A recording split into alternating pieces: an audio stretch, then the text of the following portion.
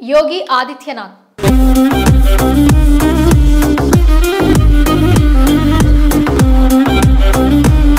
ఎవరు చెబితే గూండాల గుండెల్లో రైళ్లు పరిగెడతాయో, ఎవరి పేరు చెబితే అక్రమార్కులకు వణుకు పుడుతుందో, ఎవరి పేరు చెబితే దొంగలు కూడా పారిపోతారో ఆయనే ఉత్తరప్రదేశ్ సీఎం యోగి ఆదిత్యనాథ్.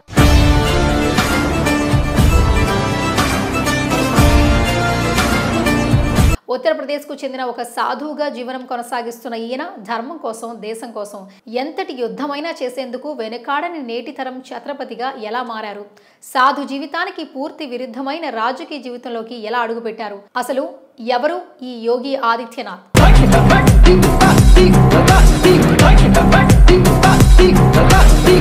యోగి ఆదిత్యనాథ్ ప్రస్తుత ఉత్తరప్రదేశ్ ముఖ్యమంత్రి. ఉత్తరప్రదేశ్ రాజకీయ చరిత్రలోనే వరుసగా రెండోసారి గెలిచి ముఖ్యమంత్రిగా బాధ్యతలు చేపట్టిన బలమైన నాయకుడు. మొదట్లో ఆదిత్యనాథ్ తన కుటుంబాన్ని త్యజించి గోరఖ్పూర్లోని గోరఖ్నాథ్ మఠ్లో మహంత్ ఐవేద్యనాథ్ అనే గురువు వద్ద ఉండటం ప్రారంభించారు. మహంత్ అవైద్యనాథ్ను తన ఆధ్యాత్మిక తండ్రిగా ఆదిత్యనాథ్ తెలిపారు. యోగి ఆదిత్యనాథ్ జూన్ 5, 1972లో ఉత్తరప్రదేశ్లోని పంచూర్ అనే గ్రామంలో ఆనంద్ సింగ్ బిష్త్ మరియు సావిత్రిదేవి అనే ఇద్దరు దంపతులకు పుట్టారు. ఈ దంపతులకి 4 కొడుకులు మరియు 3 కూతుళ్లు.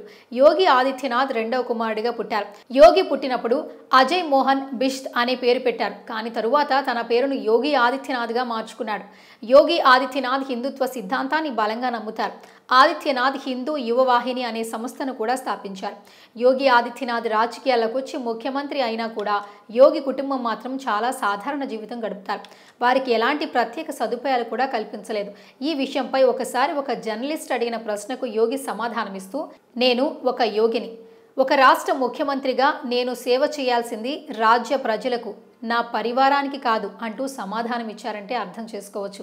ప్రజల పట్ల, వ్యవస్థ పట్ల, ధర్మం పట్ల యోగి ఆదిత్యనాథ్కు ఉన్న కమిట్మెంట్ అలాంటిది. मैंने अपने जीवन से संन्यास लिया है अपने समाज के लिए. मैंने अपने माँ बाप को छोड़ा है, लेकिन आज मुझे अपराधी बनाया जा रहा है. ఇక యోగి మ్యాథమెటిక్స్లో గ్రాడ్యుయేషన్ పూర్తి చేసుకున్న తరువాత 1990లో ఇంటిని వదిలి రామమందిర ఉద్యమంలో పాల్గొనడానికి బయలుదేరారు. అక్కడ గోరఖ్నాథ్ మఠ్లో ముఖ్య పూజారి మహంత్ ఐవేద్యనాథ్ వల్ల ప్రభావితమైన అజయ్ మోహన్ బిష్త్ తన పేరును యోగి ఆదిత్యనాథ్గా మార్చుకున్నారు. మహంత్ ఐవేద్యనాథ్ హిందూ మహాసభ అనే పొలిటికల్ పార్టీ సభ్యుడు కావటం మరియు గోరఖ్పూర్ ఎమ్మెల్యే కావటం వల్ల యోగికి రాజకీయాల్లోకి రావడానికి అవకాశం లభించింది. క్రమక్రమంగా చిన్న చిన్న పార్టీలు బీజేపీలో కలవటం పట్ల బీజేపీ ఇంకా బలవంతంగా మారింది. యోగి కూడా 1991లో బీజేపీ పార్టీలో చేరారు. 1994 సంవత్సరంలో యోగిని మహంత్ ఐవేద్యనాథ్ యొక్క ఉత్తరాధికారిగా నియమించడం జరిగింది. 1998 సంవత్సరంలో ఎమ్మెల్యేగా గెలిచి రాజకీయాల్లో ప్రవేశించారు. 2002 సంవత్సరంలో యోగి ఆదిత్యనాథ్ హిందూ యువవాహిని అనే యూత్ వింగ్ను ప్రారంభించారు. హిందూ వాహిని సంస్థ వల్ల యోగి ఎక్కువగా అప్పట్లో చర్చల్లో ఉండేవారు. 26 సంవత్సరాల వయసులో గోరఖ్పూర్ నుంచి ఎంపీగా ఎన్నుకోబడ్డ యోగి 1998 నుంచి 2014 వరకు 5 సార్లు ఎన్నుకోబడ్డారు. అవైద్యనాథ్ చనిపోయిన తరువాత 2014 సంవత్సరంలో యోగి ఆదిత్యనాథ్ గోరఖ్నాథ్ మఠ్ యొక్క ముఖ్య పూజారిగా ఎన్నుకోబడ్డారు. ఆ తరువాత 2017 సంవత్సరంలో ఉత్తరప్రదేశ్ యొక్క 22వ ముఖ్యమంత్రిగా ఎన్నుకోబడ్డారు. ముఖ్యమంత్రి అయిన తరువాత మొట్టమొదటిసారిగా మార్పు, అక్రమంగా నడుపుతున్న కబేళాలను మూసివేయించారు.